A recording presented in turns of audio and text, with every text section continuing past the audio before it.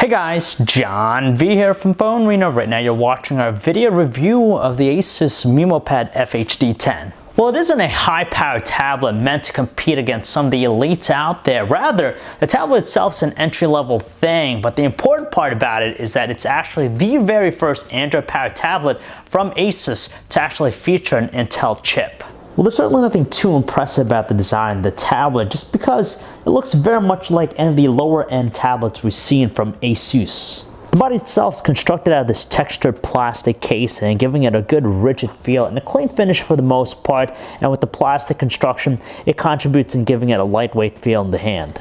It's no doubt a cookie-cutter design, and overall the design is rather bland in comparison to some of the other higher-end tablets out there. So as its name implies, it's packing a full HD display, but it's better than 1080p. It's actually 1920 by 1200 pixels. For an IPS LCD panel, it has a very washed-out look, so outdoor visibility can be a little bit challenging, and colors tend to have just a dull tone to them.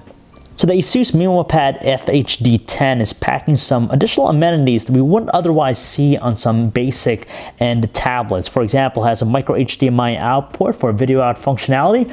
You have two speakers left and right, so you have stereo support, and you also have a micro SD card slot to increase its storage capacity. And finally, it's packing a 5 megapixel rear camera and a front-facing 1.2 megapixel one. Well, there's nothing really new with the experience here with the tablet. It's pretty much the same thing we've seen with other recent Asus Android-powered tablets, running Asus's customized Android experience running on top of Android 4.2.2 Jelly Bean. It's rather simplistic, doesn't have a whole lot of features compared to some of the competition out there, but for an entry-level thing, it's more than sufficient. Complementing the experience, of course, are some of the multitasking widgets that are available with the tablet. So basically, you could layer them on top of whatever you're doing, so it offers us an enhanced multitasking experience. It's limited with its offerings, but at least you have things like the web browser. The star of the show with the tablet is the processor that's running under the hood. It's powered by a dual-core 1.6 GHz Intel Atom Z2560 processor with 2 GB of RAM. For most basic things, it gets the job done, but here in the home screen, you can tell even with the live wallpaper, every now and then we do see just a little bit of stutter with its performance. Unfortunately, the processor isn't a powerhouse. For basic things, it gets the job done, such as checking out our social networking accounts on a daily basis, or even surfing the web. But when it comes to more processor-intensive stuff, especially 3D gaming, it has a big hitch with its performance. We're given only the Google Play Music application for all our music listening needs, and even though it's armed with dual speakers with Sonic Master technology, the audio output with the two speakers is rather lackluster. It's very weak in comparison to some smartphones even.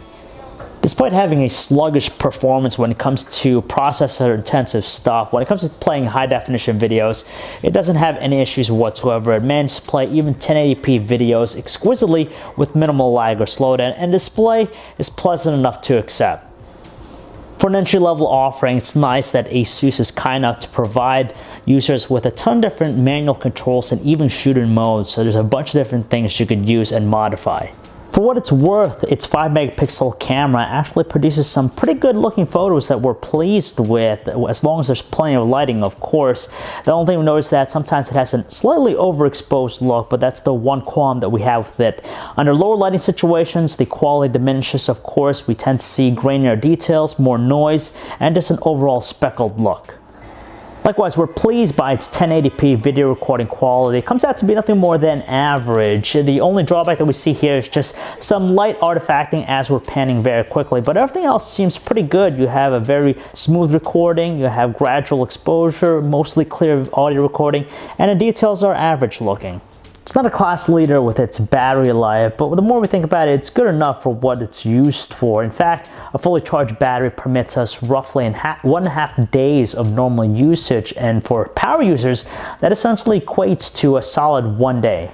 So the Asus MeMo FHD 10 has been around for a couple months now, and depending on where you look, you could probably find it for really cheap, probably around the $300 and under category. Knowing all that, it shows that there's some value to the tablet. You're not going to fork over a whole lot of money, and you do get the basics with it. The performance might be a little bit sluggish, but at the end of the day, it still accomplishes many of the same tasks. On the flip side, some people will probably think that the tablet is a little bit on the boring side, doesn't have a feature set compared to some of the elites out there in the space, and the overall package isn't as exciting. So if you guys want to learn more about the Asus MeMo Pad FHD 10, you could check out our website, phonearena.com. It's John V. Thanks for watching.